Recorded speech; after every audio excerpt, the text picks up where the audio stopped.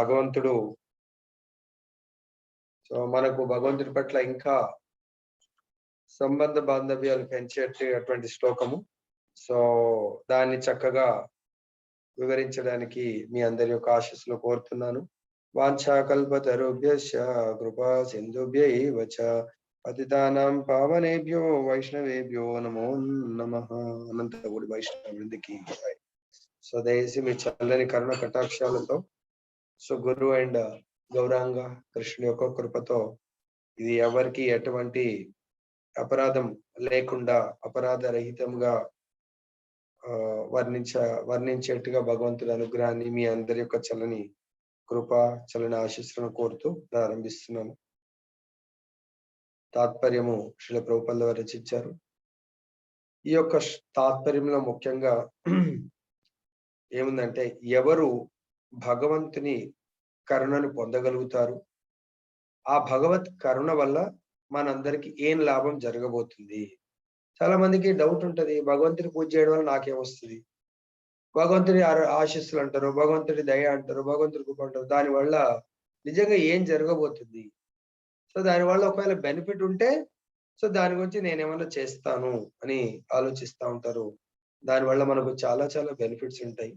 So number 1 ముఖ్యంగా రాజ్య సంపద. అంటే మనం రాజు కాకపోవచ్చు, కానీ రాజ్య సంపద అంటే బ్రాడర్ వేలో మొత్తం కంప్లీట్ విశ్వానికి చక్రవర్తి. అప్పట్లో అదే నడుస్తా ఉంది కాబట్టి 5000 సంవత్సరాల కింద దట్ ఈస్ హైయెస్ట్. సో భగవంతుడు ఇచ్చేది ఏది కూడా హైయెస్ట్ ఉంటుంది కాబట్టి రాజ్య సంపద అన్నారు. సో అట్లీస్ట్ మనము గృహ సంపద అనుకోండి. ప్రతి ఒక్కరు గృహంలో సంపద వద్దనే వాళ్ళు ఎవరైనా ఉన్నారా? ఏ ప్రభు మంచుకంటి శ్రీనివాస్ ప్రభు ఉన్నారా? నాకు ఏం సంపద వద్దు అనేవాళ్ళు ఉన్నారా? ఆచారం శ్రీనివాస్ ప్రభు ఉన్నారా లైన్ లా? హరే కృష్ణ.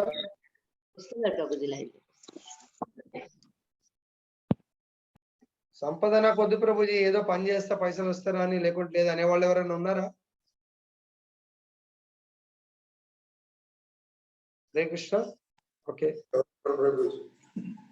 ప్రభు ఏమైనా బిజీ ఉన్నారు? ఇంకెవరన్నా సంపద అవసరం లేదు, నాకు పని చేస్తాను కానీ డబ్బులు వచ్చినా రాకున్నా పర్వాలేదు అనేవాళ్ళు ఎవరైనా ఉన్నారా? ఎవరు లేరు ప్రభుజీ, అందరికి కావాల్సిందే ప్రభుజీ. ఎవరు లేరు ప్రభుజీ, అందరికి కావాల్సిందే ప్రభుజీ. సంపద డబ్బులు కావాలా కదా, పనికి ఫలితం కావాలా. ఊహించిన దానికంటే ఇంకా మినిమం 2 రెట్లు, నేను ఊహించిన దానికి 2 రెట్లు వస్తే చాలా సంతోషం. సో అది ఏ విధంగా వస్తుంది అంటున్నాడు, భగవంతుని యొక్క నిర్హేతుక కరుణ పైననే ఆధారపడి ఉంటుంది అని చెప్పేసి మనకు ఇక్కడ వివరిస్తా ఉన్నారు. కాబట్టి ఆ భగవంతుడు పరమ పురుషుడు యొక్క ప్రతిదానికి ఈశ్వర పరమకృష్ణ సచ్చిదానంద, ఈశ్వర పరమకృష్ణ సచ్చిదానంద భగవంతుడు సర్వ కారణ ఆకారం. అంటే పరమకృష్ణుడు ఎలా ఉండాలా, భగవంతుడు ఎలా ఉండాలా, సచ్చిదానంద స్వరూపుడై ఉండాలి. సో ఆయన ఎలా ఉండాలా, ప్రతి కారణానికి కారణభూతుడై ఉండాలి కదా. సో కాబట్టి ఇక్కడ కూడా మన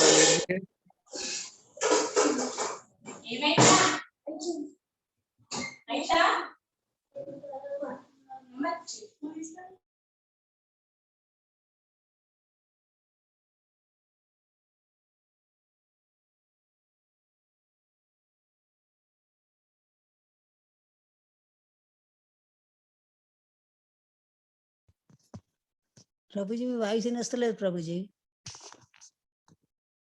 మ్యూట్ చేసినట్టున్నారు మాతాజీ, మ్యూట్ అయిపోయారు. హరే కృష్ణ మాతాజీ ప్రభుజీ, సారీ ఇది మ్యూట్ అయింది.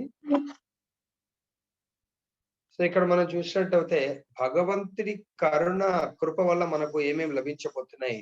రాజ్య సంపద అంటే ఆ సిరి సంపదలు, అట్లీస్ట్ మనం రాజ్యాన్ని ప్రభుజీనే ఉన్నపరంగా రాజులు అవుతారంటే అట్లీస్ట్ మన గృహంలో సిరి సంపదలు, తర్వాత చక్కని భార్యలు, మాతయ్యలకైతే భర్తలు, ఓకే ప్రాణము.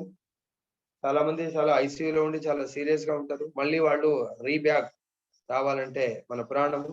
సంతానము, ఓకే చాలా మంది సంతానము లేక ఎంతో బాధపడతా ఉంటారు. ఉన్నవాళ్ళు ఆ సంతానము సక్రమ మార్గంలో నడవాలంటే నడవలేరు. ప్రజాధిపత్యము, శత్రువులపై జయము, ప్రజలపై ఆధిపత్యము. సో సపోజ్ ఇది పొలిటికల్ ఎవరైతే ప్రజలను పరిపాలించాలనుకుంటారు, సో పొలిటికల్ అని కాదు, సో ఎవరైనా బిజినెస్ చేస్తా ఉన్నారు, సో మార్కెట్ లో ఆధిపత్యం రావాలా, అది కూడా భగవంతుడి యొక్క కృప ఉండాలి. శత్రువులపై విజయము, మనం ముందుకు ఎదుగుతా ఉంటే మన చుట్టూ మనతో పాటు శత్రువులు డెవలప్ అవుతూ ఉంటారు. ఫిజికల్ శత్రువులు, మానసిక శత్రువులు, లోపల కూడా కొంతమంది శత్రువులు ఉంటారు. ప్రతి ఒక్కరి హిరణ్యకశిపు వాళ్ళ అబ్బాయితో మాట్లాడుతున్నాడు, నేను ముల్లోకాలను జయించాను, నువ్వు ఎవరి అండలు చూసుకొని, ఎవరి సహాయము లేకుంటే ఎవరి సపోర్ట్ చూసుకొని ఇంత నువ్వు నాకే వ్యతిరేకంగా వెళ్తున్నావు అని అడుగుతాడు. నువ్వు ముల్లోకాలను జయించావో లేదో తెలియదు, కానీ నీ లోపల నీ దగ్గరనే ఉన్నటువంటి 6గురిని జయించలేవంట. నేను జయించని వాడు ఇంకెవడన్నా ఉన్నాడా, ఎవడు వాడు అంటాడు. ఎవరు ఆయన జయించని వాళ్ళు? హిరణ్యకశిపు ఎవరిని జయించలేదు? కామము, క్రోధము, లోభము, మదము, మాత్సర్యము, ఈర్ష్య, ద్వేషాలు కదా. బయట శత్రువులు జయించాడు, కానీ అందుకే చాలా మంది అంటారు కదా, ఇంట గెలిచి రచ్చ గెలవలేదు. ఇంట్లోనే గెలవలేదు, బయట గెలుస్తా అంటే అది లాభం లేదు. కాబట్టి ఫస్ట్ ఈ శరీరం పైన నువ్వు విజయం సాధించు, శరీరాన్ని అదుపాజ్ఞలో పెట్టుకో. శరీరాన్ని నువ్వు కంట్రోల్ చేయలేకపోతున్నావు అయితే ఇంకా వేరే శరీరాలను ఏం కంట్రోల్ చేస్తాం? ఏం ప్రభుజీ, నేను శరీరం నేను చెప్పినట్టు వింటుందా? వింటుంది కదా. మన శరీరం చెప్పినట్టు మనం వింటున్నామా? మనం చెప్పినట్టు మన శరీరం వింటుందా? చెప్పండి. ఏ ప్రభు, గోవర్ధనగిరి ప్రభు, ఎవరు చెప్పినట్టు ఎవరు వింటున్నారు? హరే కృష్ణ.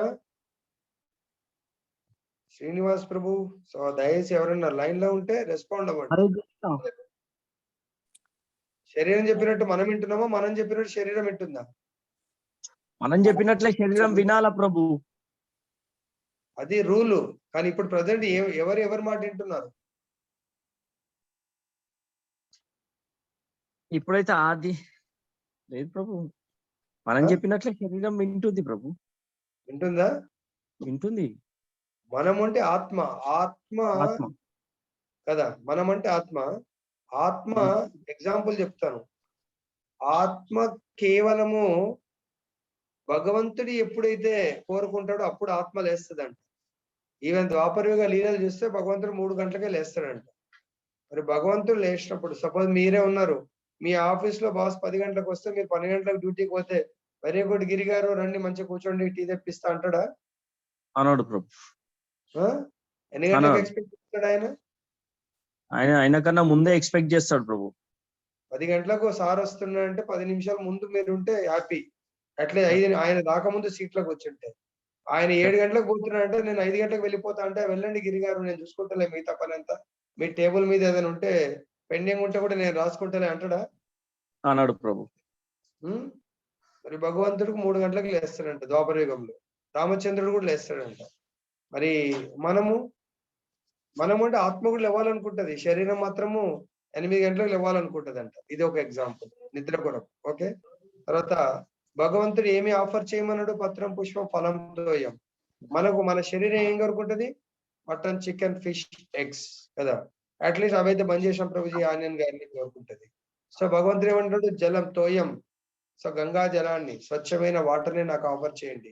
కానీ మనము జలం అనుకునేసరికి తోయం అంటే లిక్విడ్, ఎనీ లిక్విడ్ కదా, ఎనీ లిక్విడ్ తాగుతా నడుస్తుందా? తడవదు ప్రభు. అది మనం అంటే ఆత్మ కోరుకోవట్లేదు. ఆత్మ భగవంతుడు ఏదైతే అదే కోరుకుంటది, కానీ శరీరం కోరుకుంటది. మనం ఏం తాగుతున్నామో ఆలోచించండి. తర్వాత సో ఆత్మ ఎప్పుడు కూడా ఆత్మల సాంగత్యంలోనే ఉండాలనుకుంటదంట. శరీరం సాంగత్యంలో ఉండాలనుకుంటదంట. అదేంటి ప్రభు, ఆత్మ సాంగత్యం శరీరం సాంగత్యం ఏంటిది? ఆత్మ సాక్షాత్కారం పొందినటువంటి వాళ్ళది, పొందుతున్నటువంటి వాళ్ళ సాంగత్యంలో ఆత్మ కోరుకుంటదంట. శరీరం మాత్రము శరీర భోగాలను అనుభవిస్తున్న వాళ్ళ సాంగత్యం కోరుకుంటదంట. ఆత్మ భోగ త్యాగం చేసిన వాళ్ళ సాంగత్యం కోరుకుంటదంట. ఎందుకు? ఆ సాంగత్యంలో ఆత్మలందరూ పరమాత్మను స్తుతిస్తారు, ఆత్మలందరూ పరమాత్మను కీర్తిస్తారు, ఆత్మలందరూ పరమాత్మ గురించి శ్రవణం చేస్తారు. కాబట్టి ఆత్మ అటువంటి వాళ్ళ సాంగత్యం కోరుకుంటుంది. ఆత్మ పొద్దున కూడా వచ్చింది కదా, ఆత్మ గురు అయిన కృష్ణుడి యొక్క కృపని నిరంతరం పొందాలనుకుంటుందంట. గురు సేవలో, కృష్ణుడి సేవలో ఆత్మ ఉండాలనుకుంటుంది. శరీరం ఏం కోరుకుంటది? వాళ్ళకు దూరంగా ఉండాలనుకుంటుంది. ఎందుకు? వాళ్ళు ఎప్పుడు ఈ భౌతికమైనటువంటి సుఖాలు, ఇంద్రియ సుఖాలను త్యాగం చేయమంటారు. ఎవరు? ఆత్మలు. శరీరం ఏమో ఇంద్రియ సుఖాన్ని కోరుతుంది. ఇప్పుడు చెప్పండి, మీరు ఆత్మ మాట వింటున్నారా, శరీరం మాట? ఇంకా చాలా ఉన్నాయి. ఆత్మ మాట వింటున్నారా, శరీరం మాట వింటున్నారా? ఏం ప్రభుజీ? ఇప్పుడైతే ఆత్మ మాట వింటున్నాం ప్రభు. ఇవన్నీ పాటిస్తే ఆత్మ మాట వింటున్నట్టు. పాటించకపోతే ఇక నేను ఎవరు పాటిస్తారో లేదు, నేను ఏం చెప్పలేను. ఇవన్నీ ఇంకా చాలా ఉన్నాయి ఎట్సెట్రా. అవన్నీ if I'm following, then I'm absolutely hearing ఆత్మ instructions. If I'm not following, I'm hearing అంటే గోస్వామి గోదాస. సో మనం ఇప్పుడు ఏ స్టేజ్ లో ఉన్నామంట? ఆల్రెడీ గోస్వామి. వినడానికి ట్రై చేస్తున్నాం ప్రభు. ఏం ప్రభుజీ? అంటే చూడండి, అంటే ఎవరు ఏ స్టేజ్ లో ఉన్నారో ఐ కెనాట్ క్యాలిక్యులేట్. ఉండొచ్చు అందరూ కూడా గోస్వామిని స్టేజ్ లో ఉండొచ్చు. కానీ ఇది చెప్తున్నాడు భగవంతుడు, శత్రువులపై విజయము. అంటే శత్రువులు అంటే మన లోపల కామము, క్రోధము. అంటే క్రోధం వచ్చేస్తుంది. అప్పుడు మనం గుర్తించాలి, అరే నేను ఇంత సాధన చేసి క్రోధం మీద నేను కంట్రోల్ చేయకపోతే ఎందుకు నా సాధన, ఎందుకు నా యొక్క కఠోర పరిశ్రమ పనికిరావట్లేదు అంటే ఎక్కడో మిస్టేక్ జరుగుతుంది. అర్థమైందా? సో కాబట్టి శత్రువులపై విజయము ఎవరి వల్ల వస్తుంది? ఆ దేవదేవుడి యొక్క కృప. భగవంతుడే.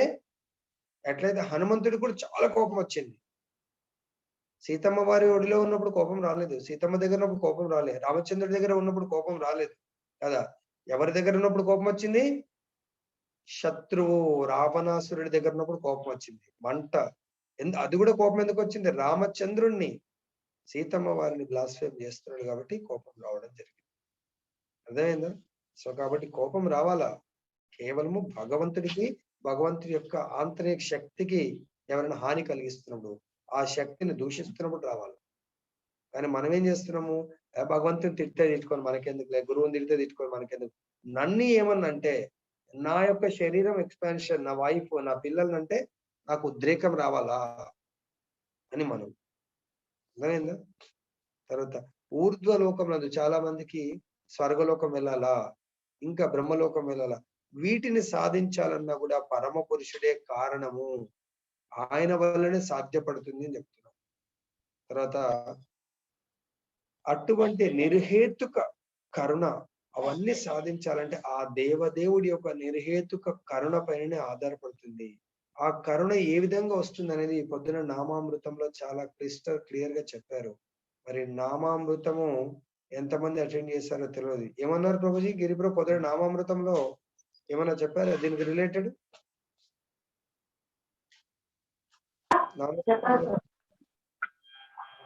గోవర్ధన గిరి ప్రభు ఎందుకంటే ఆత్మ మాట వింటున్నారంటే పొద్దున నామామృతం వచ్చింది. ఏమంటారు గోవర్ధన గిరి ప్రభు? నామామృతంలో ఏదో చర్చ వచ్చింది, ఎవరి మాట వినాలా, ఎవరు ఏదో సంథింగ్ ఏదో వచ్చింది అనుకుంటా. హరే కృష్ణ ప్రభుజీ. హరే కృష్ణ.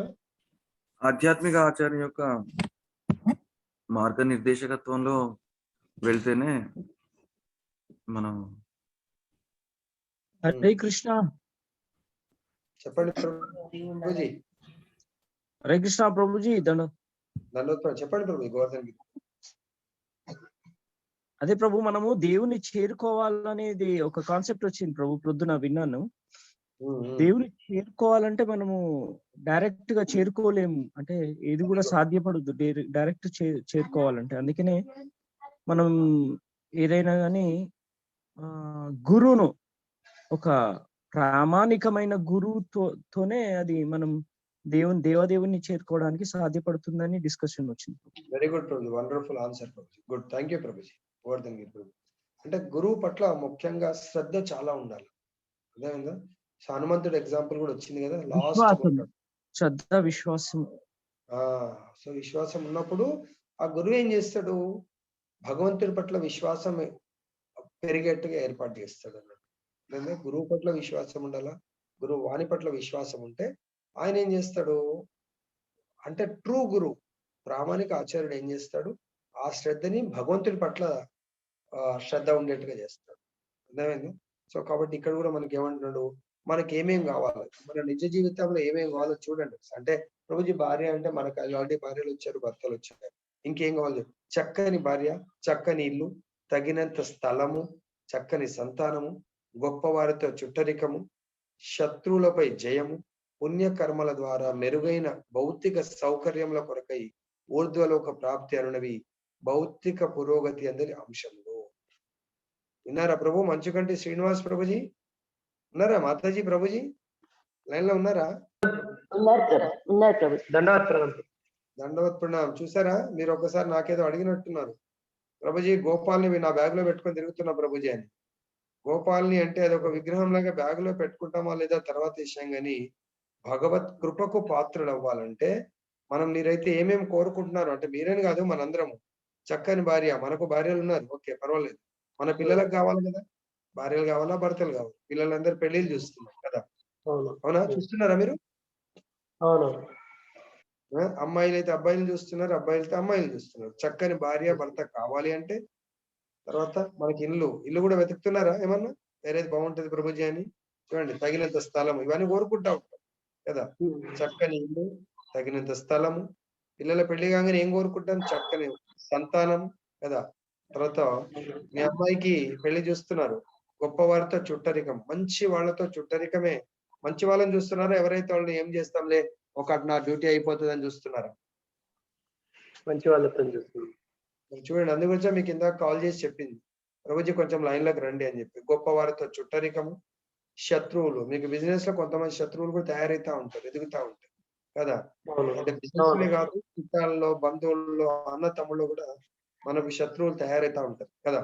మనం మంచిగా ఎదుగుతా ఉంటాం, మన పిల్లలు మంచిగా ఎదుగుతా ఉంటే శత్రుత్వం తెలియకుండానే, పాపం వాళ్ళ తప్పు కాదు, కలి ప్రభావం. వాళ్ళని కూడా తప్పు పట్టదు. మన అన్న తమ్ముళ్ళు మన మీద చేస్తున్నారు అది ఇదంటే కలి ప్రభావం. కాబట్టి నిజమైన భక్తుడు వాళ్ళని కూడా కరుణతో చూస్తాడు అన్నట్టు. వాళ్ళ మీద దేశం మెచ్చుకుంటే మనకు శత్రుత్వం పెరుగుతుంది. ఎవరి మీద కూడా మనం శత్రుత్వం మనకు ఉండదు, వాళ్ళకుంటే వాళ్ళ కర్మ. శత్రువులపై ఆటోమేటిక్ గా విజయం వస్తుందంట. తర్వాత మనం ఇంకా చాలా మందికి ఇప్పుడు మనం భగవద్గీత విన్న తర్వాత మన గోల్, అంతకు ముందు స్వర్గమే ఉండేదేమో అని నేను అనుకుంటున్నాను. చాలా మందికి చనిపోయి స్వర్గం పోవాలా, ఇప్పుడు మాత్రం ఈవెన్ వైకుంఠం కూడా కాకుండా గోలోక బృందావనం మన గోల్ గా మారిపోయింది. పుణ్యకర్మలు చేస్తే అంటే పుణ్యకర్మైన పాపకర్మలు చేస్తే పాపపు లోకాలు, నరక లోకాలకు, పుణ్యకర్మలు చేస్తే భగవంతుని యొక్క లోకము, అంటే ఆయన బెటర్ ఫెసిలిటీ ఇచ్చినటువంటి స్వర్గలోకానికి, అప్పుడు ఊర్ధ్వ లోకాలు, అప్పుడు బ్రహ్మలోకం కూడా వెళ్ళొచ్చు. అవన్నీ కూడా ఈ భౌతిక సౌకర్యముల కొరకై ఊర్ధ్వ లోక ప్రాప్తి, ఈ భౌతిక ప్రపంచంలో డెవలప్మెంట్స్ లో అది భాగము, అంశాలు అని చెప్తున్నారు. ఇవన్నీ కూడా ఏ విధంగా లభిస్తాయి? ఇవన్నీ ఎవరికైనా అందరికీ కావాలంటారా వద్దంటారా? శ్రీనివాస్ ప్రభు ఆయన వివరించినవి ఏవైతే మనకు అంశాలు ఉన్నాయో, 7 అంశాలు ఉన్నాయి. చక్కని భార్య ఆర్ భర్త, చక్కని ఇల్లు, తగినంత స్థలము, చక్కని సంతానము, మనం చెప్పినట్టు వినే సంతానము, ఆ సంతానానికి గొప్ప చుట్టరికం కావాలి. మనకంటూ కొంతమంది శత్రువులు తయారైతా ఉంటారు, వాళ్ళపైన విజయము, తర్వాత ఊర్ధ్వలోకం. ఇవన్నీ కావాలంటారా వద్దంటారా? కావాలి ప్రభుజీ. కావాలనే వాళ్ళు ఏం చేయాలో చూద్దాం. మళ్ళీ కావాలని ఎంతమంది ఒప్పుకుంటున్నారో వాళ్ళు మరి ఏం చేయాలో చూస్తాం. ఓకే, ఇంతకుముందు ఎవరికైనా లభ్యమైనయా లేదా వాళ్ళ ఎగ్జాంపుల్స్ కూడా ఉన్నాయి, చూద్దాం మనం. ఇట్టి సౌకర్యములు మనుజుని స్వయం కృషి పైననో లేదా అతడు అనుసరించు అధర్మ మార్గం పైననో మాత్రమే గాక భగవానుని కరుణ పైనను ఆధారపడి ఉండును. చూసారా శ్రీనివాస్ ప్రభు, పాపం మీరు చాలా కష్టపడతా ఉంటారు, హార్డ్ వర్క్. ఇప్పుడు కొంతసేపు అయితే బయటకు వెళ్ళిపోతారేమో, ఎవరైనా ఫోన్ చేసి ప్రభుజీ కావాలంటే. అంత హార్డ్ వర్క్. మీ అబ్బాయి మా అబ్బాయిలు కూడా చాలా హార్డ్ వర్క్ చేసి క్రికెట్ ఆడింది కదా, ఆడుతున్నారు. కానీ ఇవన్నీ కూడా మన స్వయం కృషితో సాధించేవి కావు. అఫ్ కోర్స్ మన హార్డ్ వర్క్ ఉండాలా, భగవత్ కరుణ. కేవలము మన హార్డ్ వర్క్ మీద ఆధారపడి భగవత్ కరుణ పొందే మార్గాన్ని మనము విస్మరించినట్టయితే మనం పొందలేము అని మనకి ఇక్కడ క్లియర్ గా తెలియపరుస్తుంది. ప్రభుజీ నాకు చాంటింగ్ చేసే టైం ఉండదు, ఎందుకంటే బిజినెస్ చేయాలా. ఓకే, మా మిస్సెస్ చేస్తున్నది, నా వంతుకు. మిస్సెస్ చేస్తే మిస్సెస్ కి వస్తుంది, భార్యకి వస్తుంది, మనకు రాదు. అర్థమైందా? కాబట్టి మనకు రావాలి అంటే మనం చేయాలి. ఇప్పుడు మీకు బిజినెస్ రావాలంటే మీరు బిజినెస్ చేయాలి. అన్న చేస్తాడంటే అన్నకే బిజినెస్ వస్తుంది, మనకు రాదు. కాబట్టి ఇండివిజువల్ గా ప్రతి ఒక్కరు కూడా భగవత్ కరుణపై ఆధారపడాలి. దానికి స్వయం కృషి ద్వారా సాధించిన పురోగతి సైతము భగవత్ కరుణ పైననే ఆధారపడి ఉంటుంది. శాంక్షనింగ్ అథారిటీ మన ఆఫీస్ లో, అంటే మీరు బిజినెస్, మా ఆఫీస్ లో మీరు కూడా బిజినెస్ తెలుసు. మీకు ఎవరైనా చిన్న క్లర్క్ తెలిస్తే, క్లర్క్ ద్వారా ఎవరైనా పెద్ద ఆఫీస్ లో ఏదైనా డీల్, బిజినెస్ డీల్ ఒక 10 లక్షలది పేపర్ సప్లై ఇంకేదో కనుక్కున్నారనుకోండి, ఆ క్లర్కే మీకు శాంక్షన్ అయిపోతే సార్ నేనే చెక్ ఇస్తా అంటాడా అనడు. ఆయన ద్వారా చిన్నగా లోపల ప్రాసెస్ ఎట్లా ఏం కథ అని కనుక్కొని చిన్నగా ఆయన పెద్ద బాస్ ఎవరైతే శాంక్షన్ చేస్తాడో, మనకు ఆర్డర్ ఇస్తాడో ఆయన పరిచయం చేస్తాడు. కానీ పుట్టపత్రం క్లర్క్ ద్వారా వెళ్తుంది ప్రాసెస్. సో శాంక్షనింగ్ అథారిటీ మనకు డైరెక్ట్ పరిచయం చేసి ఆయన ఓకే అన్న తర్వాత వస్తుంది. అలానే మనం ఎంత కష్టపడ్డా స్వయం కృషి భగవంతుడు శాంక్షన్ చేయకపోతే అది సాధ్యం కాదు. భగవంతుడి శాంక్షన్ మీదనే ఆధారపడుతుంది అని చెప్తున్నారు ఇక్కడ. ఈవెన్ దేవతలు ఎవ్వరు ఇవ్వాలన్నా కూడా శాంక్షనింగ్ అథారిటీ భగవంతుడు. భగవానుని వరదానంతో పాటు స్వయం కృషి అవసరమే అయినను దేవాది దేవుని వరదానము లేనిదే స్వయం కృషిపై ఎవ్వరును కృత్యులు కాజాలరు. ఇవన్నీ ఏదో థియరీ కాదు, దయచేసి గుర్తుపెట్టుకోండి. It all practical. ప్రతి ఒక్కరు కూడా సక్సెస్ అవ్వాలంటే మనం ఎంత కష్టపడ్డా కూడా భగవంతుని కరుణ. అంటే మీరు కొందరు మళ్ళీ అనొచ్చు, ఏం ప్రభుజీ కొందరు అసలు దేవుణ్ణే పూజించరు, నమ్మరు, మరి వాళ్ళకి ఎలా జరుగుతుంది? డౌట్ వస్తుందా శ్రీనివాస్ ప్రభు? వస్తుంది. కొంతమంది మీ సర్కిల్ ఉండొచ్చు, ప్రభు వాడు అసలు నాస్తి బిజినెస్ సక్సెస్ అవుతుంది. నేను 4 మాలలు 5 మాలలు చేస్తున్నా, మా మిస్సెస్ అయితే 35 మాలలు చేస్తుంది ప్రభు, నాకు సక్సెస్ ఇంటి కొరకైనా సక్సెస్. అవునా? అవును. కాబట్టి ఇక్కడ ఏమంటున్నాడంటే భగవంతుడు వాడు మీకు ఇప్పుడు కనబడతలేడు, ఇప్పుడు నాస్తికుడు అయ్యాడు, కానీ పూర్వజన్మలో వాడు ఆస్తికుడు ఉండే. దేని కొరకు వాడు పూజలు చేశాడు? ఆ జన్మలో వాడు చాలా కష్టాల్లో ఉండి సో చాలా పూజలు చేశాడు ధన సంపత్తి కొరకు. ఆ పూజలు చేసినప్పుడు ఆ లైఫ్ లో వాడు అనుభవించలేదు, ఆ పుణ్య సుకృతి అంతా సంపాదించుకున్నాడు. కానీ ఫైనల్ గా పుణ్య సుకృతి చేస్తూ వాడికి నాస్తికుల సాంగత్యం కూడా దొరికిందన్నట్టు. లాస్ట్ ఫైనల్ స్టేజ్ లో నాస్తికుల సాంగత్యం దొరికినప్పుడు అటువంటి నాస్తిక భావంతో వాడు చనిపోయాడు. పుణ్య సుకృతి ఉంది, డబ్బులైతే ఉన్నాయి, కానీ డబ్బులతో పాటు స్వయం కృషి ఏం వస్తలేదు కదా, ఇంత కష్టపడుతున్నా అంటే ఆ లైఫ్ లో డబ్బులు రాలేదు కాబట్టి పుణ్యం చేస్తా పోయిండు. ఎవడో అంటాడు, ఏంద్రనైనా నువ్వు ఏం పుణ్యం చేస్తున్నావు, నీకు ఏమన్నా మంచి జరుగుతుందా అంటే, అవునన్నా కరెక్టే అన్నా నువ్వు చెప్పింది, నువ్వు నా దగ్గర రా, నాతో నీకెందుకు, నేను చూసి పెడతా. అప్పుడు ఆ కాస్త జీవనాధారానికి నాస్తికుడు పరిచయం అయ్యాడు. ఇక వాడు ఆ పుణ్యకర్మలు ఆపేసి నాస్తికుడు అంటే దేవుని నమ్మకుండా ఇష్టం చేస్తాడు. అట్లా చేస్తూ చనిపోయాడు. కాబట్టి నెక్స్ట్ లైఫ్ లో డబ్బులు వస్తున్నాయి. ఇక్కడ చనిపోయేటప్పుడు దేవుణ్ణి కొలవని సాంగత్యంలో ఉండడం వల్ల ఈ లైఫ్ లో దేవుణ్ణి కొలవట్లేదు, కానీ డబ్బులు వస్తాయి. అర్థమైందా ప్రభుజీ లాజిక్ మీకు? అర్థమైంది. డబ్బులు వస్తున్నాయి ఎట్లా ప్రభుజీ అంటే, డబ్బులు వచ్చే పని చేసి పెట్టాడు వాడు. ఇప్పుడు సపోజ్ మనమే ఉన్నాము, ఇప్పుడు 50 ఏళ్ళ వరకు చాలా డబ్బులు సంపాదించాను, 50వ సంవత్సరం సిక్ అయినా, నా బ్యాంకులో అయితే చాలా బ్యాలెన్స్ ఉంది, ప్రాపర్టీస్ ఉన్నాయి, ఇప్పుడు పని చేస్తలేను. ఎవడన్నా అరే నేను ఏం పని చేయడు, డబ్బులు ఎడికలు వస్తున్నాయి అంటే, నేను వేరే ఊర్లో చాలా పని చేసి డబ్బులు సంపాదించి బ్యాంక్ బ్యాలెన్స్ సంపాదించుకొని ఇంకో ఊర్లో స్థిరపడ్డాను. అక్కడ చూస్తే ఏం పని చేయను నేను, కానీ చాలా మంచిగా లగ్జరీ ఎంజాయ్ చేస్తాడు. అబ్బాయి ఎట్లయినా 50 ఏళ్ళకు ముందు ఒక 30 ఏళ్ళు 20 years చాలా కష్టపడి సంపాదించుకున్నా, 50 years అంతా ఎంజాయ్ చేస్తున్నా. వాడికి ఏం తెలుసు నేను ఎంత కష్టపడ్డది, తెలుస్తుందా? కేవలం నా ఎంజాయ్మెంట్ చూస్తున్నాడు. కానీ నేను ప్రతి ఇంటింటికి వెళ్ళి ఎంత, ఇప్పుడు ముఖేష్ అంబానీ ఉన్నాడు, పుల్లారెడ్డి ఉన్నాడు, వీళ్ళందరూ కూడా ఓ 50 ఏళ్ల కింద వాళ్ళ పిల్లలు పుట్టక ముందు చాలా కష్టపడ్డవాళ్ళు, ఈ రోజు సుఖపడుతున్నారు. అట్లా ప్రీవియస్ లైఫ్ లో చాలా కర్మ, చాలా పుణ్యకర్మ చేస్తాడు. అట్ ది సేమ్ టైం పాపకర్మ అంటే దేవుని నమ్మని వాళ్ళ అటాచ్మెంట్ ఉంటుంది, వాళ్ళ వల్ల ఈ లైఫ్ లో దేవుని నమ్మట్లేదు, పుణ్యకర్మ అనుభవిస్తున్నాడు, నెక్స్ట్ లైఫ్ జీరో అయిపోతుంది. మరి మనందరం జీరో అవ్వాలని ఉందా? చెప్పండి. కాబట్టి భగవత్ కరుణ ఆ లైఫ్ లో ఉన్నది కాబట్టి దాన్ని ఇప్పుడు అనుభవిస్తూ ఆ లైఫ్ లో కరుణను తీసుకొని వచ్చాడు. ఈ లైఫ్ లో కరుణ మొత్తం జీరో చేసుకుంటున్నాడు ఆయన. భగవానుడితో వరదానంతో పాటు స్వయం కృషి అవసరమే. భగవంతుడు అందుగురించి అర్జునుడికి నేను అన్ని చేసి పెడతా అనలేదు, నేను ఉంటా కానీ నేను మాత్రం పని చెయ్యా, యుద్ధం చెయ్యా, చేయాల్సింది నువ్వే, నేను కేవలం నీకు సపోర్ట్ ఉంటాను. భగవంతుడు కూడా మనకు సపోర్ట్ ఉండడానికి రెడీగా ఉన్నాడు, కానీ చేయవలసిన కర్మ మనమే చేయాలి. మీరు అనొచ్చు, ప్రభు నేను ఓన్లీ జపం చేసుకుంటా కూర్చుంటే మరి నాకు ఇంట్లోకి అన్ని తెచ్చి పెడతాడా భగవంతుడు? అర్జునుడు అంత క్లోజ్ ఫ్రెండ్, అర్జునుడికే చేయమని చెప్పలేదు, అట్లా ఖాళీ ఇంట్లో కూర్చోమని చెప్పలేదు. Yes you have to fight for me అని చెప్పాడు. మనం ధర్మ ప్రకారము సంపాదన అనే కర్మ చేస్తూ భగవంతుని మాత్రం సేవిస్తూ ఉండాలి. కలియుగపు నవనాగరిక మనుజుడు స్వయం కృషిని పూర్తిగా విశ్వసించుచు పరమ పురుషుని వరదానం త్రోసిపుచ్చును. కలియుగ ప్రభావం, కలి ఏం చేస్తుంది? భగవంతుణ్ణి దూరం చేస్తుంది, భగవంతుడి యొక్క మాయ శక్తిని దగ్గర చేస్తుంది కలి. కాబట్టి అదే చాలా మంచిగా అనిపిస్తూ ఉంటుంది. ఎందుకు? మాయా శక్తి ఉంటే 8 గంటలకు లేవచ్చు, లేవగానే పాపం వైఫ్ కు అనగానే బెడ్ కాఫీ మజా ఉంటది. ఈ మన భగవంతుడు అంటే మళ్ళీ పొద్దున్న లేవాలా, భగవంతుడి యొక్క మాల పట్టుకోవాలా, ప్రభుజీ ఉన్నాడా లేదా అని అడుగుతుంది, మంగళారతి చేసినవా లేదా అని అడుగు. ఈ ఎంత తలకాయ నొప్పి ఎందుకు? చప్పుడు దగ్గర గమన గ్రూప్లకి వెళ్ళిపోతే, లేకుంటే చప్పున గమన ప్రభుజీకి ఫోన్ బ్లాక్ లో పెట్టేస్తే ఖతం అయిపోతుంది కదా. సో ఎందుకంటే ప్రభుజీ మాట్లాడకపోతే వేరే వాళ్ళు మాట్లాడతారు. ఎవరు? ఇంకొక ప్రభుజీ మాట్లాడతారు. ఎవరైనా మంచి 8 గంటల దాకా లేవచ్చు, 12 గంటల దాకా మేలుకుంటొచ్చు. ప్రభుజీ ఏమంటారు?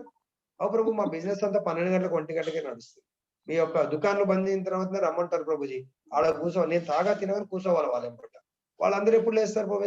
9 గంటలకు లేస్తారు. ఎందుకు? వాళ్ళ బిజినెస్ 11 గంటలకు స్టార్ట్ అవుతుంది. నన్ను కూడా 9 గంటలకు లేవమంటే ఇది బాగుంది కదా ప్రభుజీ. ఆ తర్వాత మెలుకోవచ్చు, పొద్దున మెల్లగా లేవచ్చు, లేవగానే బెడ్ దగ్గరికి టీ కాఫీలు తెస్తే కథ. ఏమంటారు ప్రభుజీ? అది యొక్క స్వభావం. అది బాగుంటుందా? పొద్దున్న లేవడం బాగుంటుందా? పొద్దున్న తలకాయ నొప్పి. ఏమంటారు? శ్రీనివాస్ మా బిజినెస్ అట్లుంటది ప్రభు.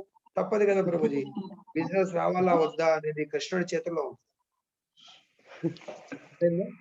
సో కాబట్టి మనం మరి భగవానుని వరదానం నిర్వసించు ఒక భారతదేశ సన్యాసియు చికాగో నగరమున ఉపన్యాసములు వసిగు, కానీ వేద శాస్త్రములకు సంబంధించినంత వరకు అంతిమ జయమును అనుగ్రహించు అధికారం శ్రీకృష్ణ భగవాని హస్తముందే కలదు.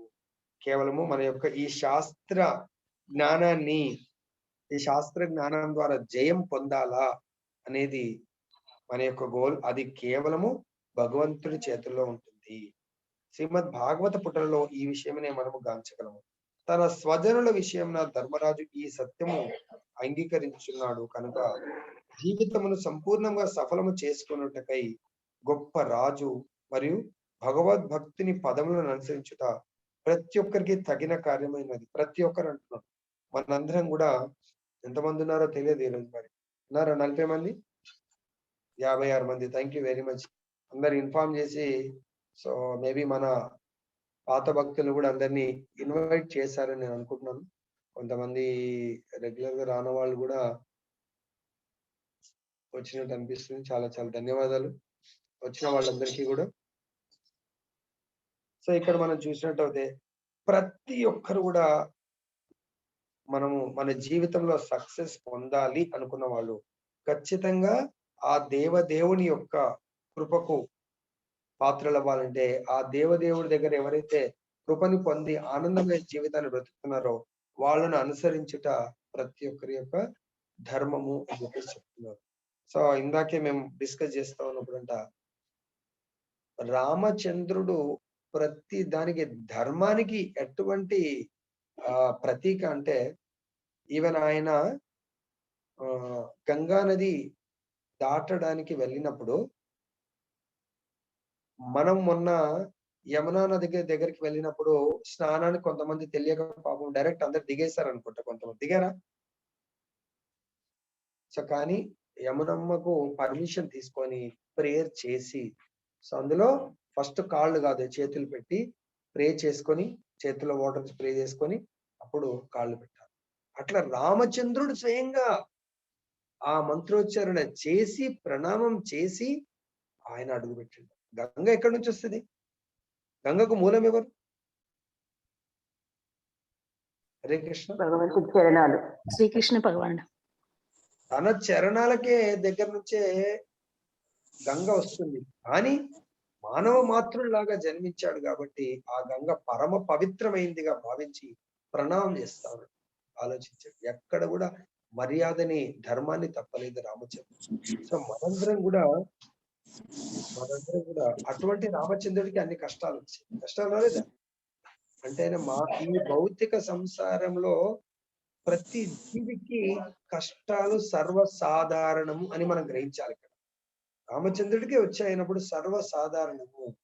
అంటే రామచంద్రుడు, ఆ భగవంతుడు తన యొక్క బిడ్డలను టెస్ట్ చేస్తూ ఉంటాడు. ఈవెన్ నిన్న పిల్లలు నేను నిన్న నైట్ చర్చిస్తా ఉంటే చెప్తున్నారు, రామచంద్రుడు కూడా ఒకసారి లక్ష్మణుడిని టెస్ట్ చేస్తా ఉంటాడు. లక్ష్మణుడు ఎవరికి ప్రతీక?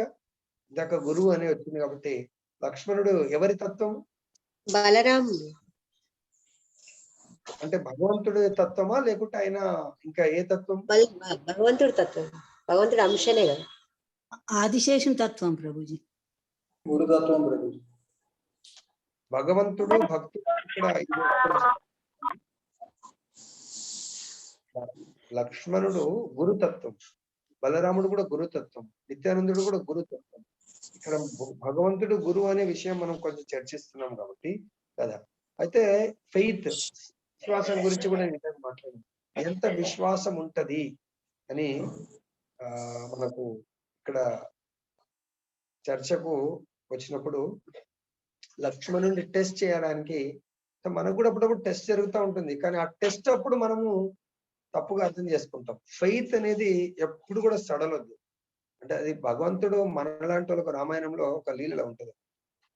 రాముడు లక్ష్మణుడితో అంటాడంట, ఆ గంగా దాటిన తర్వాత ఇంకా ముందుకు వెళ్తా ఉంటే, లక్ష్మణ మనం రావడం అయితే వస్తున్నాం కానీ అక్కడ మరి మన అమ్మ మన నాన్న ఎలా ఉన్నారో, కైకేయి అమ్మ మన అమ్మల్ని మరి మననే ఇటు పంపించిందంటే కైకేయి మరి మీ అమ్మని మా అమ్మని మరి బాగా చూస్తుందా లేదా, ఏం చేస్తుందో తెలీదు. మరి మన నాన్న పరిస్థితి ఏంటో తెలియదు. ఎందుకంటే ఈవెన్ భరత శత్రుఘ్నులు కూడా లేరు కదా. మరి ఎట్లా అంటో మరి మనమేమో ఉన్నిద్దరం ఇటు వచ్చేసినాం, ముగ్గురం ఇటు వచ్చేసినాం, వాళ్ళ పరిస్థితి ఎట్లా ఉందో ఏం కథనో ఇంటి దగ్గర అని అంటాడంట.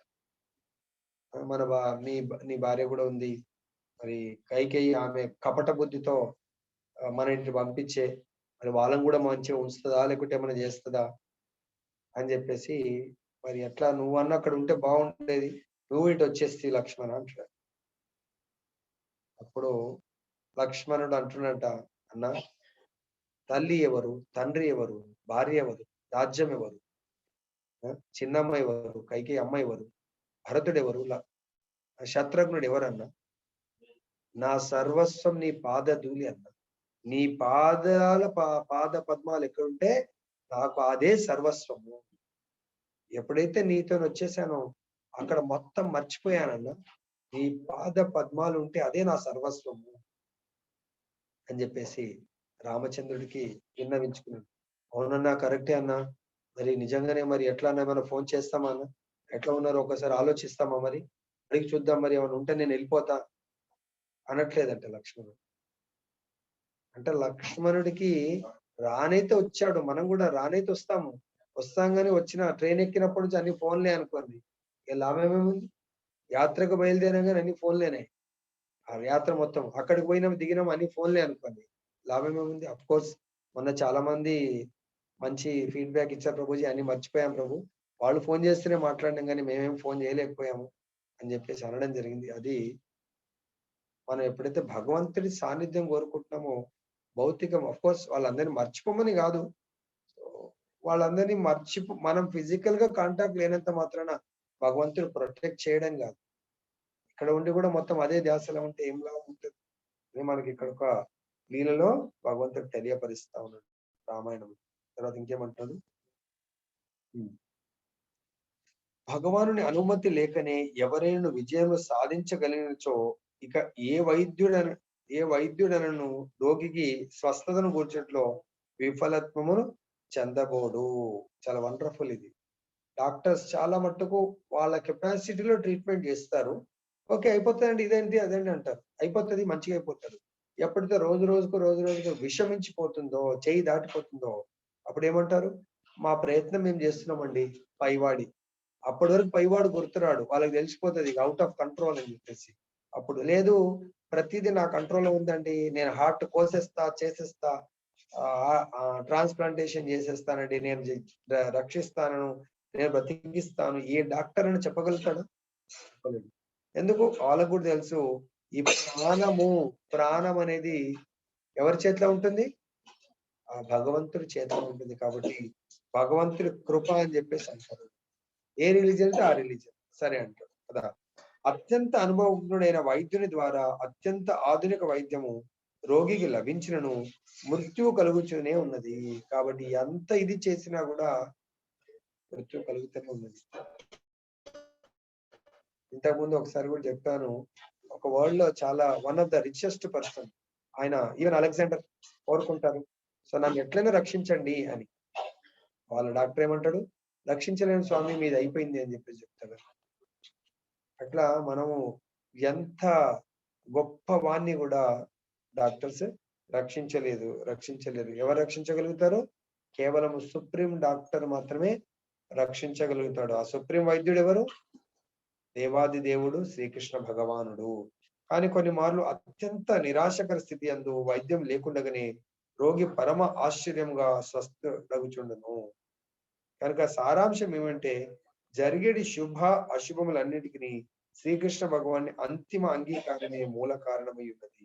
కనుక కృతకృత్యుడే అయిన వాడెవడైనను తాను సాధించిన సమస్తమునకు ఆ దేవదేవుని ఏడ కృతజ్ఞతలు కలిగి ఉండవలను. దీనికి నిదర్శనం ప్రభుపాదుల వారు దాదాపు ఆయన వెళ్ళిన 4-5 సంవత్సరాలకే చాలా సిక్ అవుతాడన్నమాట. సిక్ అవుతే అమెరికాలో అనుకుంటా, సిక్ అవుతే చాలా టాప్ డాక్టర్స్ తో ట్రీట్మెంట్ చేస్తారు. కానీ వాళ్ళు ఇంకా ఈయన బ్రతకలేడు అని డిక్లేర్ చేసేస్తారు గ్రూప్ ఆఫ్ డాక్టర్స్. అప్పుడు ప్రభుపాద అంటాడు, సరే ఇవన్నీ తీసేయమని చెప్పండి, నేను బ్రతక అన్నప్పుడు I want to leave my body in Vrindavan అంటారు. వాళ్ళు చాలా ఏడుస్తారు. ప్రభుపాద వెళ్ళిపోతా అంటుండే, ఎట్లా ఇక మన మూమెంట్ అని చెప్పేసి చాలా ఏడుస్తారు. ప్రభుపాద ఎంబడ కొంతమంది శిష్యులు చాలా సిక్ అవుతారు. డాక్టర్లే చెప్పేస్తారు, గ్రూప్ ఆఫ్ డాక్టర్స్ ఇంకా డిక్లేర్. ఇప్పుడు ప్రభుపాద అంటాడు, సరే వాళ్ళు చెప్తున్నారు కదా, నేను వృందావన్ వెళ్ళిపోతాను. కానీ చనిపోతానా లేదా అనేది ప్రభుపాదకు తెలుసు. అది కృష్ణుడు లీల చేస్తున్నట్టు కూడా ప్రభుపాదకు తెలుసు. వీళ్ళందరూ న్యూ కమర్స్, కొత్త వాళ్ళు, వాళ్ళందరూ ప్రచారం చేస్తున్నాడు. వాళ్ళందరికీ భగవంతుడి మీద ఇంకా ఫెయిత్ కలిగేట్టుగా ఆ లీల భగవంతుడిపై విశ్వాసం. వాళ్ళందరూ ఫారినర్స్, యూరోపియన్స్, అమెరికన్స్, వాళ్ళకు ఇంకా అంత 100% విశ్వాసం కలగట్లేదు. అందుగురించి కృష్ణుడు ఒక లీల చేస్తాడు ప్రభుపాద ద్వారా. ఎందుకు? వాళ్ళు నమ్ముకున్న గురువే లేనప్పుడు ఇంకేమున్నది అని చెప్పేసి అందులో టాప్ డాక్టర్స్ చెప్పేస్తారు వాళ్ళు. బతకలేడే, ఈయన పొజిషన్ చాలా సీరియస్. ప్రభుపాద బృందావనం అందరికి అప్పటికి వాళ్ళకి తెలియదు బృందావనం గురించి ఎక్కువ. సో భగవంతుడి ధామం యొక్క మహిమ ఎట్లుంటది ఇదే అన్నట్టు. ఈ భాగవతంలో ఈ శ్లోకంలో ఈ యొక్క సెంటెన్స్ ప్రూవ్ చేస్తాడు. ప్రభుపాద వస్తాడు చిన్నగా అక్కడ కృష్ణ బలరాం బృందావనంలో, మేబీ అప్పుడు బృందావన్ టెంపుల్ అప్పటికి అయిందా లేదో తెలియదు, అక్కడ ఉండి రాధా దామోదర్ టెంపుల్లో. సో అక్కడ ఉండి నిత్యము నిరంతరము సేమ్ పొద్దున మంగళారతి ఇవన్నీ అటెండ్ చేసుకుంటూ ప్రసాదం తీసుకుంటాడు, జపం చేస్తూ చిన్న బుక్స్ రాస్తాడు. 1 నెల ఇంప్రూవ్ అయింది, 2 నెలలు. ఐసీయూలో కాదు, టెంపుల్ అనే ఐసీయూలో ఉన్నాడు. భగవంతుడి సాన్నిధ్యంలో ఉన్నాడు, భక్తుల సాంగత్యంలో ఉన్నాడు. సో భగవత్ ప్రసాదం తీసుకుంటాం, భగవత్ కీర్తన అటెండ్ చేస్తాం. సో నిరంతరం అట్లా 1, 2, 3 దాదాపు 3 నెలలు ఆల్రెడీ అయ్యి, 3-4 నెలలు ఆల్రెడీ అయ్యి మళ్ళీ వెళ్తే, so no we cannot believe. ఎక్కడన్నా ఏమైనా చేయించారా? మీ ఇండియాలో ఏమన్నా డాక్టర్స్ చూపించేమన్నా చేయించారంటే నథింగ్. మా ఇండియాలో కేవలము బృందావనం అనే పెద్ద మెడికల్ క్యాంపస్ అది, అక్కడ స్పెషల్ డాక్టర్స్. సో భగవంతుడి యొక్క శుద్ధ భక్తులు. So supreme director of medical campus కు భగవంతుడు రాధా మాధవ్ ట్రీట్మెంట్ చేయడం వల్ల అయిపోయిందంటే ఇట్స్ వండర్ఫుల్ మిరాకిల్ అని చెప్పేసి వాళ్ళు ఒప్పుకున్నారు. అర్థమైందా? సో ఆ విధంగా వాళ్ళకి ఇంకా భక్తులందరికీ అందుగురించి ఇప్పటికి కూడా భక్తులు ఎవరన్నా మహాభక్తులు సీరియస్ ఉంటే అక్కడికి వస్తారు, మాయాపూర్లోనే వచ్చి ట్రీట్మెంట్ తీసుకొని అక్కడ కొన్ని రోజుల నుండి అక్కడి యొక్క గాలి, అక్కడ నీరు, అక్కడి వాతావరణం వల్ల నయమైపోతారు వాళ్ళు. సో ఆ విధంగా ప్రభుపాద ఆచార్యులు మనకు లీల చేస్తూ ఉంటారు. సో ప్రతి శుభము, శుభ అశుభాలన్నిటి కూడా భగవంతుడే కారణము. దీనికి కొంతమంది మన ఎగ్జాంపుల్స్ కూడా చెప్పుకోవచ్చు. సేమ్ ఈ పారాగ్రాఫ్ చరిత్రలో కొన్ని లీలలు ఏమన్నా మనకు గుర్తొస్తాయా? ఎవరైనా లీలలు చెప్పుకోవచ్చా? చరిత్రలో చాలా భక్తుల యొక్క లీలలు మనం చర్చించాం కదా, దీనికి రిలేటెడ్.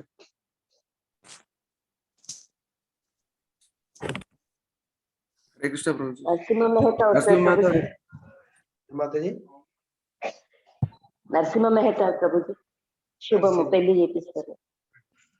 భగవంతుని నమ్ముకున్నందుకు కృష్ణ పెళ్లి బలరాములే మ్యారేజ్ చేస్తారు కదా. తర్వాత సత్యయుగంలో హిరణ్యకశిపు తన సొంత కష్టార్జితము, తన సొంత శక్తి, అది కూడా బ్రహ్మ ఇచ్చిన వరదానం వల్ల సో ముల్లోకాలను జయిస్తాడు. కానీ ప్రహ్లాదుడు ముల్లోకాలను జయిస్తాడు. ఈయన జయిస్తాడు, ఆయన జయిస్తాడు. ఈయన జయించింది తాత్కాలికము, ప్రహ్లాదుడు జయించింది శాశ్వతము. ఈ ముల్లోకాలు వద్దంటే కూడా భగవంతుడు కట్టిపెట్టాడు. సో ఆయనకు గోలోక బృందావన ప్రాప్తి కలిగింది. ఎవరి కృప వల్ల? ప్రహ్లాదుడికి ఎవరి కృప వల్ల జరిగింది? గురు కృప వల్ల. గురు కృప వల్ల. అదే హిరణ్యకశిపుకు అశాశ్వతమైన సంపత్తి దొరికింది. ఎవరి కృప వల్ల? బ్రహ్మదేవుని కృప వల్ల. అంటే బ్రహ్మదేవుడు కూడా గురువే, కానీ కోరుకున్నది ఏంటి?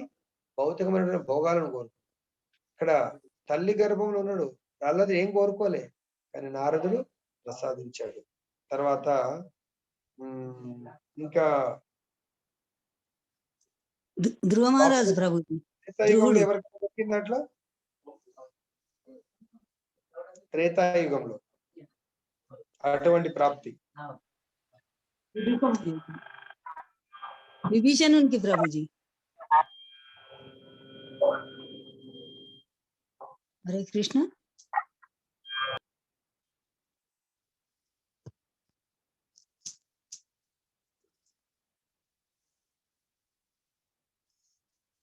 నువ్వు మాట వినేస్తలేదు ప్రభుజీ.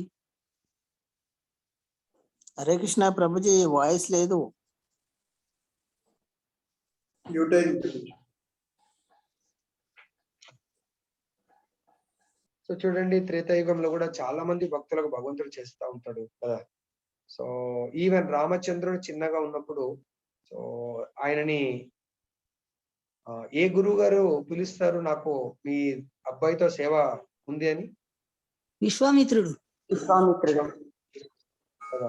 దశరథుడు అంటాడు, వాడు చిన్నవాడు, సో నీకేం చేయగలుగుతాడు, నేను చేస్తాను అంటాడు. కానీ గురువు గారు ఆయన రామచంద్రుడు తీసుకోవడానికి కాదు, ఆయనకి ఎన్నో విద్యలు నేర్పించాలనే ఉద్దేశంతో ఆయన తీసుకెళ్తాడు. కానీ ఇక్కడ గుర్తు పెట్టుకోవాలా, గురువు తీసుకెళ్తాడు కానీ శిష్యుడికి విద్యలు నేర్పిస్తాడు. శిష్యుడి యొక్క బాధ్యత గురు దక్షిణ. ఆ రామచంద్రుడికి లక్ష్మణుడికి ఎన్నో విద్యలు ఇస్తూ దాని తర్వాత గురు దక్షిణ లాగా ఆ యొక్క రాక్షసుడు చంపిస్తాడు. ఎప్పుడు కూడా మనము గురువు దగ్గర నేర్చుకుంటాం. భగవంతుడు కూడా అదే మర్యాద, గురువు దగ్గర వెళ్తున్నప్పుడే. సో గురువు దగ్గర నేర్చుకుంటాడు. విశ్వామిత్రుడు చాలా గొప్ప ఋషి, చాలా విద్యలు కలవాడు.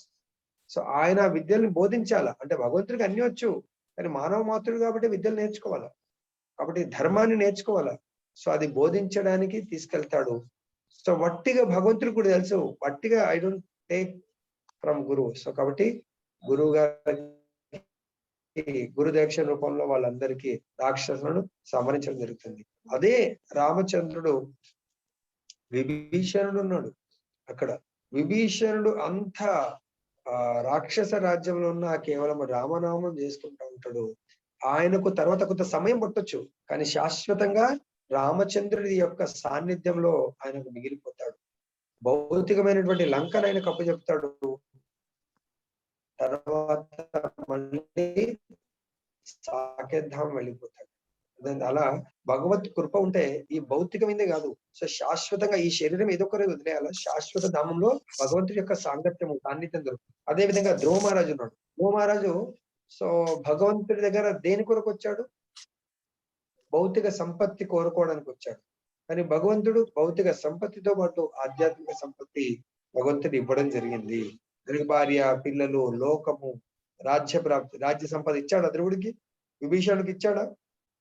ప్రహ్లాదుడికి ఇచ్చాడా రాజ్య సంపత్తి? తర్వాత అట్లా కుచేలుడికి ఇచ్చాడా? కుచేలుడు ఏం కోరడానికి రాలేదు, భగవంతుని కలవడానికి వచ్చాడు. కానీ భగవంతుడు ఆయన కోరిక లేదు, వాళ్ళ భార్య కోరిక ఉంది, సంపత్తి ఇచ్చాడు. శాస్త్రాలు వింటే, కానీ వినడానికి మన దగ్గర టైం లేదు. వినడం వల్ల మనము కొన్ని ఎదురు దెబ్బలు బిజినెస్ లో కానీ, జాబ్ లో కానీ, ఏమన్నా ఒడిదుడుకులు వచ్చినా తట్టుకోవచ్చు మనము. Yes, Krishna is with me అని చెప్పేసి ఆ కాన్ఫిడెన్స్ రావాలంటే భగవంతుడి యొక్క కథామృతం వినాలి. తర్వాత ఇంకెంతో మంది ఉన్నారు. మురుగారి ఉన్నాడు. సో నారదుడి కృప వల్ల మురుగారికి గొప్ప భక్తుడిగా తయారవుతాడు. ఈవెన్ నిన్న మహారాజుతో డిస్కస్ చేస్తా ఉంటే, సో కృష్ణుడు కంసుని దగ్గరికి వెళ్తా ఉంటాడు. మార్గ మధ్యంలో ఆయనకు ఒక లేడీ కలుస్తుంది. ఎవరామె? కుబ్జ ప్రభుజీ. ఓకే, కుబ్జ భగవంతుడి అడగంగానే భగవంతుడికి ఏమిస్తుంది? సుగంధ ద్రవ్యాలు, చందనం, పేస్ అదిస్తుంది. అప్పుడు భగవంతుడు ఆమెని చాలా ఒక అప్సరస్ లాగా అందగత్తగా మారుస్తాడు. ఇక్కడ మనం ఏం చేయాలంటే భగవంతుని మనం భగవంతుడికి అట్రాక్ట్ అవుతాం. ఎట్ ది సేమ్ టైం భగవంతుని కూడా మనం ఆకర్షించాలంట. అప్పుడు మాత్రమే వాయిస్ వర్స రెసిప్రొకేషన్ భగవంతుడు తన నిజధామంలో ప్లేస్ ఇస్తాడు. పూతనకు తల్లిలాగా వచ్చింది కాబట్టి నిజధామంలో ప్లేస్ ఇస్తాడంట. సో భగవంతుడు అలా భగవంతుని ఏదో విధంగా సేవ చేయడానికి మనము భగవంతుని సర్వీస్ తోనే భగవంతుని పొందొచ్చు. అదేనా? సో కాబట్టి మనము ఇలా మనము ఎన్నో విధాలుగా ఇంకా అన్ని రకాల మనుషులు భగవంతుని అప్రోచ్ అవుతారు.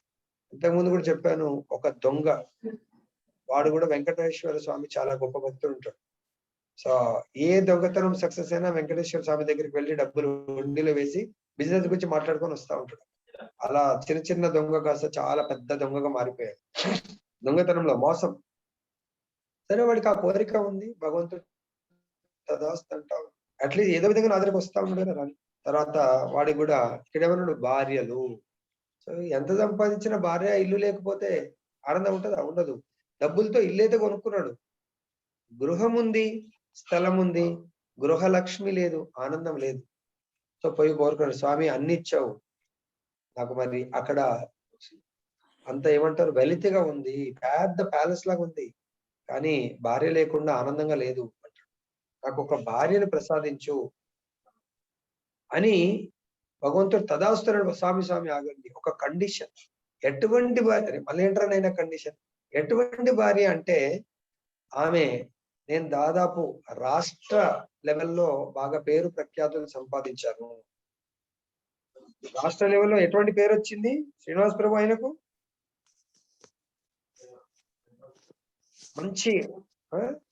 మంచి గ్యామ్లర్, మంచి మోసగాడు, మంచి దొంగ, మంచి రాష్ట్ర లెవెల్లో పేరు ప్రతిష్ట ఉంది.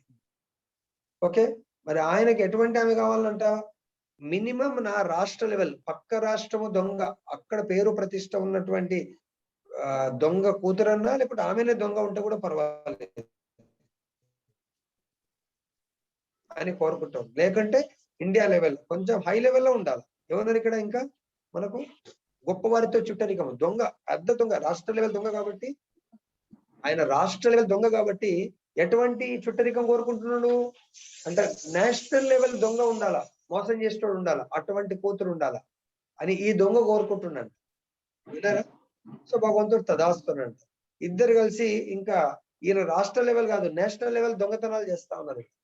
చాలా గొప్ప గొప్ప దొంగతనాలు చేసి చాలా సంపాదిస్తున్నారు, ఎంజాయ్ చేస్తా ఉన్నారు. సరే ఈ స్టోరీ వినండి, ఒకటే నిమిషం. 1 minute you can hear this. Only 1 minute.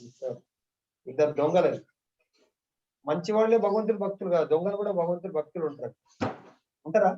వాళ్ళు కూడా మొక్కుకుంటారు, నా దొంగతనం బాగుండాలా, ఏ పోలీసు వాడికి నేను చిక్కద్దు. మోసం చేసిన కూడా మొక్కుతారు కదా. ఇప్పుడు అందరు పెద్ద పెద్ద లెవెల్లో మోసం చేస్తున్నారంటే మరి వాళ్ళు కూడా తిరుపతి వెంకన్న దగ్గరికి పోతారు, ఇంకెడుకోపోతారు. సో కాబట్టి ఆ దొంగ మొక్కుకున్నాడంట. ఒక భార్య వచ్చింది, వీడు స్టేట్ లెవెల్ దొంగ అయితే వాడు కోరుకున్నది నేషనల్ లెవెల్ దొంగ కూతురిని కానీ దొంగనే కావాలని భార్యను కోరుకున్నాడు. తదాస్తు. ఇద్దరు కలిసి ఇంతకుముందు 2 చేతులతో సంపాదిస్తుండే, 4 చేతులతో చాలా నేషనల్ లెవెల్లో పేరు ప్రఖ్యాతులు వచ్చినాయండి వాడికి. అంత డబ్బు సంపాదించుకున్నారు. కానీ భార్యాభర్తలు ఇద్దరు ఉంటే మజా అయింది. అంత డబ్బు ఎవరి కొరకు? సంతానం కావాలి, అవునా కదా? పిల్లలు లేకుండా ఏం మజా వస్తుంది?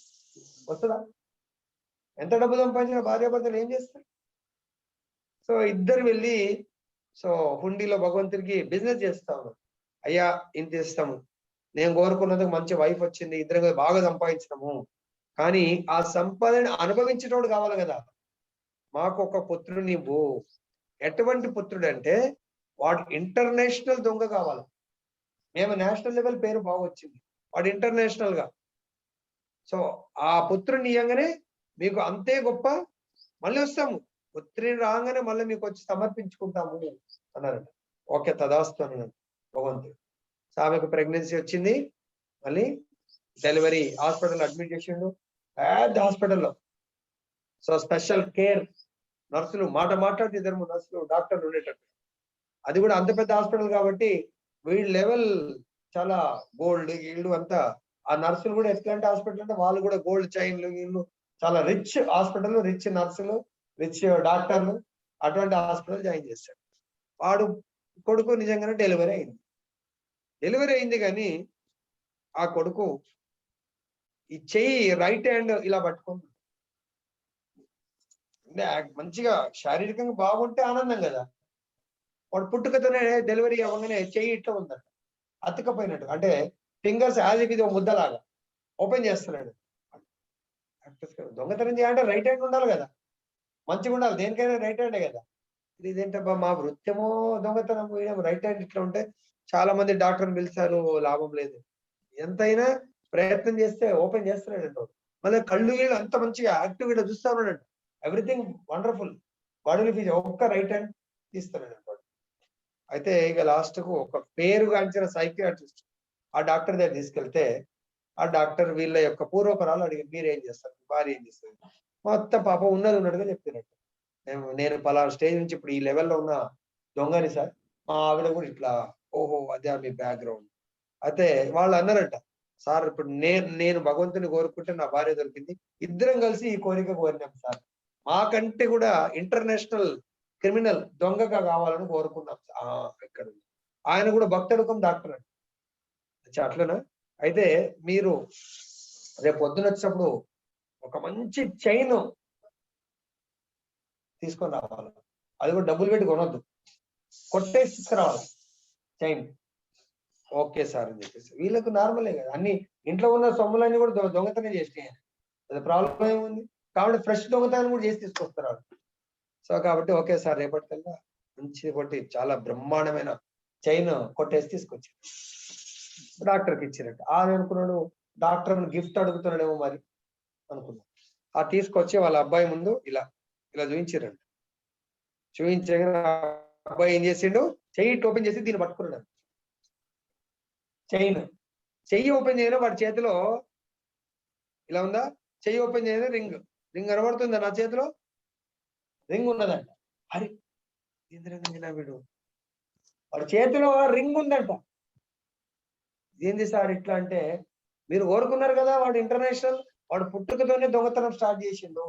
నర్సులు ఎత్తుకుంటే మెల్లగా నర్సు యొక్క రింగ్ కొట్టేసిందంట. ఆ నర్సు తర్వాత దగ్గరుండి, సార్ నా రింగ్ పోయింది అనుకున్నా కానీ ఏడపోయిందని చెప్పలేకపోయినా సార్ ఇది నాదే సార్ రింగ్ అని చెప్పేసి నర్సు అంటుందంట.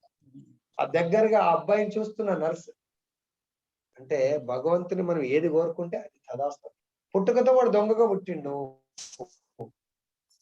అంటే అన్ని మంచి అని, ఏది మనం మనసారా కోరుకుంటే అది. ఆ కోరిక కూడా జెన్యూన్ కోరిక ఉండాలి, న్యాయమైన కోరిక ఉండాలి, దాంతో లాభం ఏముంటది. అట్లా ప్రతిదానికి భగవంతునే కోరుకోవాలని భగవంతుడిగా చెప్తున్నాడు. భగవంతుడి యొక్క ఇన్వాల్వ్మెంట్ లేని మన ఏది సక్సెస్ కానీ ఫెయిల్యూర్ కానీ ఏది జరగదు అని ఈ రోజు సార్.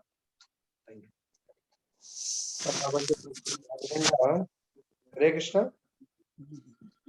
కాబట్టి మనం ఏం కోరాలా ఏం కోరకూడదు అనేది మనకు క్లారిటీ వచ్చిందని నేను అనుకుంటున్నాను.